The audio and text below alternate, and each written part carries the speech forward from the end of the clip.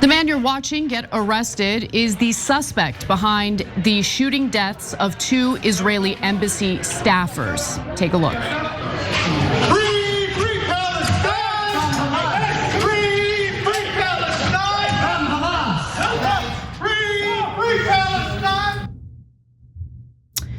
The shooting occurred at the Capitol Jewish Museum in Washington, D.C., and is being treated as an act of terrorism by FBI Director Kash Patel.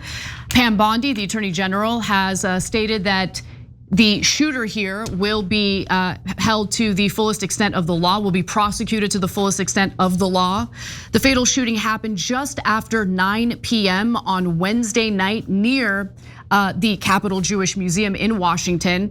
The American Jewish Committee was actually hosting a reception for young diplomats.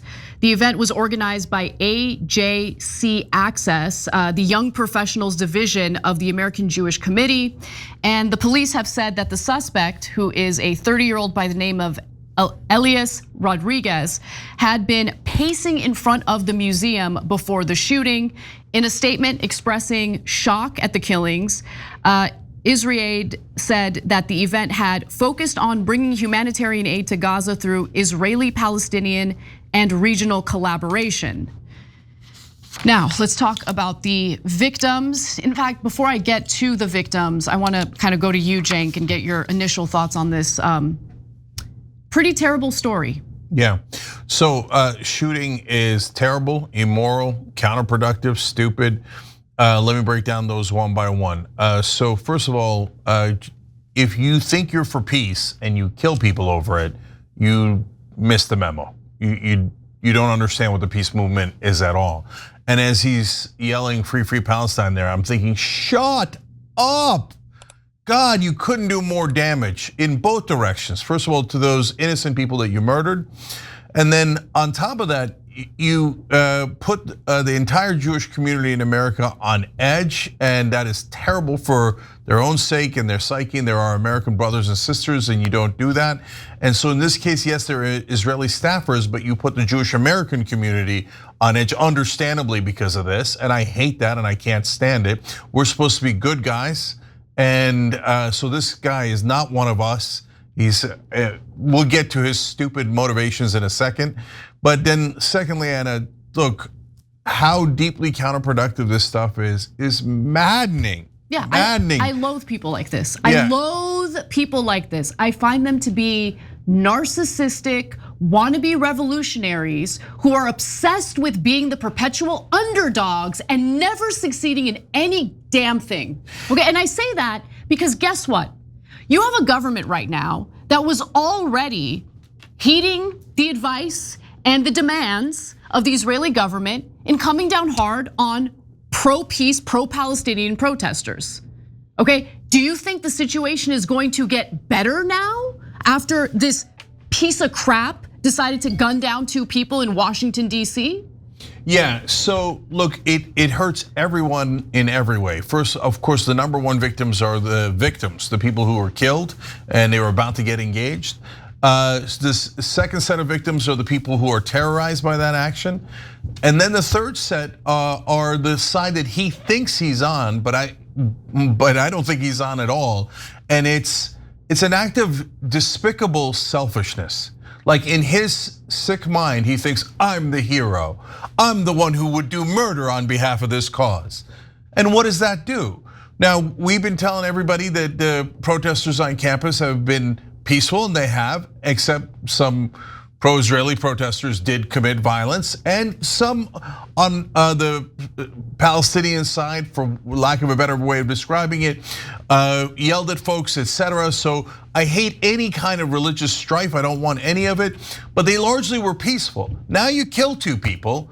Now they're gonna smear every peace protester from here to eternity as the same as this ludicrous, selfish, egotistical maniac. And I've got more where that came from. Yes, and I want to get to the details in regard to the victims and more in just a moment. But for anyone who thinks, how dare you criticize this guy who is on the right side because Israel's carrying out a genocide? Okay, I just want you to answer this question because this question is never answered. What happens next? After two people get gunned down, what happens next in your imaginary revolution?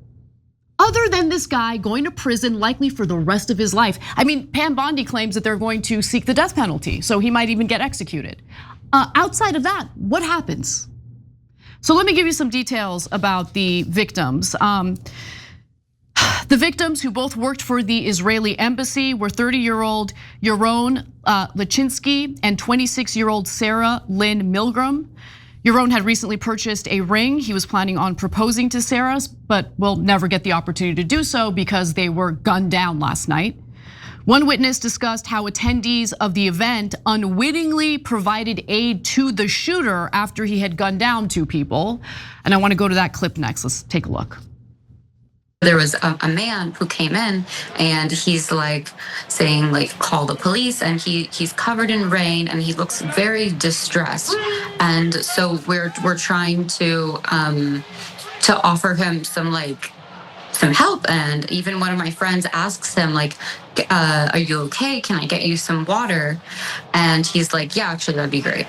And I'm like, so do you like this museum? And he's like kind of playing dumb with me. He's like, oh, what kind of museum is this? And I'm like, it's a Jewish museum. And he asks, do you think that's why they did it, in reference to the gunshots we had heard?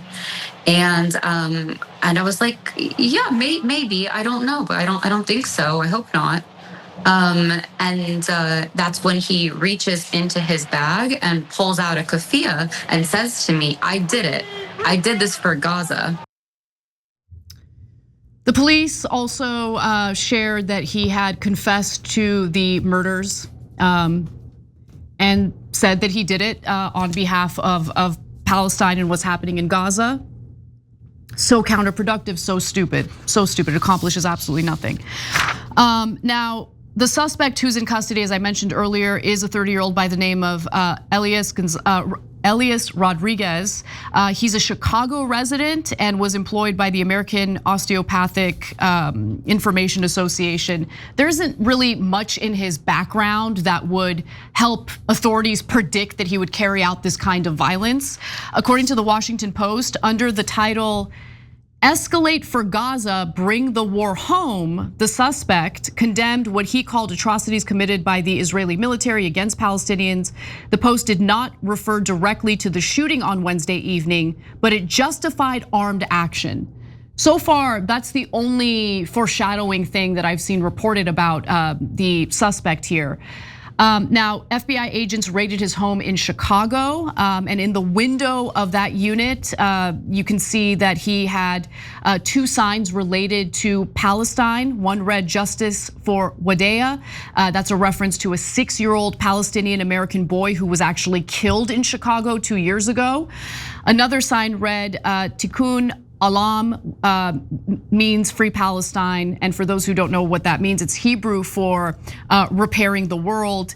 Now, the Muslim Public Affairs Council has strongly condemned Israel's conduct of the war with Hamas in Gaza, unequivocally denounced the killing of 2 Israeli embassy staffers in Washington in a statement. Now more than ever, we must reject hatred and division, whether it's anti-Semitism or scapegoating of any group. And I think that's the right take on this issue and on this matter. Every time there's an act of violence like this, usually there's a statement released by various Muslim organizations and groups, and simultaneously you'll hear all sorts of disgusting rhetoric on cable news denouncing Muslim religion or Muslims in general, as if all of them are carrying out these acts of violence, which of course is not the case. I want to go to one more video here, and this is the neighbor who actually knows the suspect. They wanted to interview him about, obviously the suspect, but he actually used it as an opportunity to mention something else. Take a look. We have 2 people dead in DC.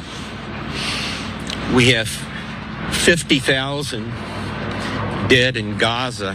In 1956, Israel invaded Sinai. They invaded Gaza. The United States president at the time, Dwight Eisenhower, put his foot down. Now, where would we be today if we had a president that could have said that 2 years ago? I mean, he makes a pretty devastating point. Yeah. And it doesn't matter at this point whether you're dealing with a Democratic president or a Republican president. They aid and abet what's happening in the Middle East, and violence begets violence. I mean, this keeps getting worse. There needs to be a ceasefire. There needs to be an end to the violence. And anyone in this country who's under the impression that you're going to be able to solve issues by gunning people down, you are mistaken, and you are part of the problem. Yeah. So first of all, violence is always wrong, especially if you're part of a peace movement. And secondly, it's a sign of surrender. And it's what I tell you guys every time there's a shooting like this. It's saying, I'm so stupid, I can't win this argument on my own. And through strategy, exactly. Political, moral, rhetorical, and every other way. Now look guys, it's a super hard battle to win. I understand that, no one understands that better than we do. We've been fighting this battle to get peace to Gaza and to stop the slaughter, etc. Right? But giving up and then using violence, just like the government of Israel is using now, how does that help? No, it's a sign of surrender, and I hate the weakness involved in that, let alone the immorality, right? So now, second of all, lumping in, Jewish Americans with these folks is 1,000 times wrong, and we've said it 1,000 times with the government, the actions of a foreign government, right? So while we say that 1,000 times, I hope that people will also say lumping in Palestinians with this guy is also wrong. All Palestinians didn't do this shooting. In fact, no Palestinians did this shooting. Lumping in all peace protesters with a guy who was violent makes no sense. But will mainstream media do both of those things? Overwhelmingly, over and over and over again. They will, from this day to the last day, pretend that this guy represents peace protesters and Palestinians, etc. In fact, it's already all over media. And every Israeli supporter is on camera going, we've got to do more violence against the Palestinians. We'll get to that later in the program. Some of the most disgusting things I've ever heard, right? So now, two things can be true at the same time. So we've talked about the Armenian genocide many times before, right? And so after the Armenian genocide, there was a string of terrorist acts by Armenians. Now, some were directed at people who had committed the genocide, like Israel went after some of the people who did the Holocaust. And so a lot of people understand why that happened, right? But then some of the radicals in that community kept going, and they started killing Turkish diplomats all the way into the 1970s, right? And so that was a terrible thing to do, counterproductive, violent, wrong. Does that mean the Armenian genocide didn't happen? No, it doesn't mean that at all. Two things can be true at the same time. The Armenian genocide did happen and was terrible, and the terrorism was also terrible, okay? And so in this case, is the slaughter and the genocide happening in Gaza? Yes. Is this shooting terrible? Yes. Both of those things are true at the same time. Because what I'm seeing all over American media instantly, as we expected, is, well, since this one guy did this act of violence, you see why everyone in Gaza had it coming. No, I don't see that at all. That's a maniacal statement and a deeply immoral and racist statement, okay? Agreed. Yep. So now, what are going to be the ramifications of this? As Anna pointed out, what's step two? And for radicals, they never think through step two because they're morons. So step two is going to be now a crackdown in America. You think that's not going to happen? Of course it's going to happen. Oh, but it was already happening. Yeah, and it's going to get way worse. And every time anybody complains, they say, oh, remember the terrorists who killed the 2 Israeli staffers? You're all violent, we got to take away all of your rights. You're not allowed to criticize Israel anymore. If you think that's not gonna happen, you're an unbelievable, well, let's put it this way, you're intensely naive, okay? So now, already, again, a talking point has gone out, and I see it every platform, every channel, which is, see, this is part of the global intifada. What global intifada? What is this made up thing? I've never seen a peace protester refer to a global intifada. I've never seen a Palestinian refer to a global intifada, but I am now seeing dozens of Israeli supporters pretending there's a global intifada so they could do a crackdown all across the world and say no one's ever allowed to criticize Israel again. So this moron of morons did a deeply immoral act, killed those 2 poor people who didn't do anything. That you've got to, guys, you got to stop the government of Israel from committing the genocide. Killing 2 random people, it doesn't help you at all. I don't care that they're Israeli. They're 2 random people. Don't do that. It's so terrible and disgusting. And so now the crackdowns will begin, and Israel will use this viciously. And so 2 things can be true at the same time. This could be a despicable act, and Israel will still use it viciously against innocent people and make sure that no one ever criticizes them again. Rodriguez gave Israel a big gift. Oh, it was an unbelievable gift. And again, what was step 2 supposed to be? How exactly was this supposed to lead to a ceasefire? And by the way, Cenk, the one thing that I really want to emphasize here is, suddenly you have people like Piers Morgan, who was very shy about calling what we were all seeing in Gaza what it was. He didn't want to call it a genocide. Just yesterday, though, he had Mehdi Hassan on, and he said, you know what, Mehdi, I now agree with you. And he called it a genocide.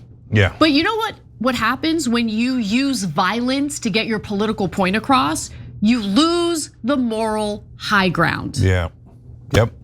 So losing the moral high ground is a disastrous idea because it has consequences.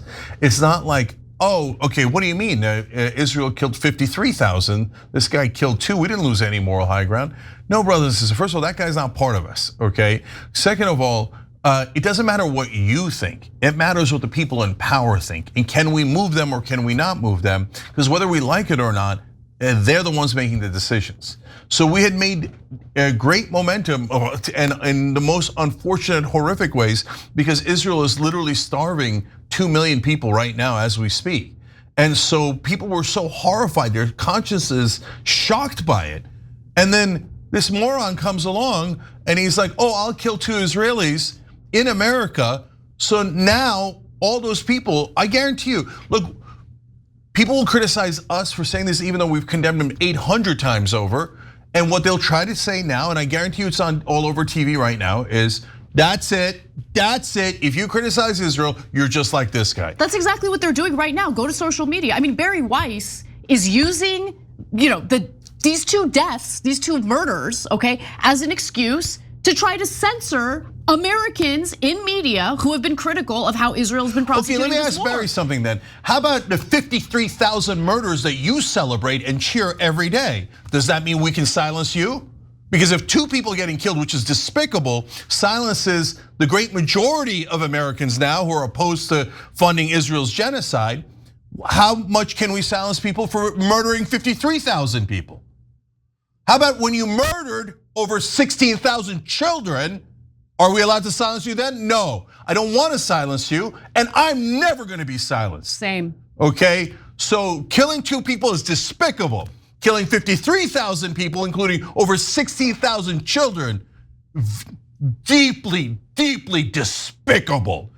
And if you can't see that both of those things are true, and you think one of them is not true, I don't care which side you're on, there's something wrong with you. Agreed. Every time you ring the bell below, an angel gets his wings. Totally not true, but it does keep you updated on our live shows.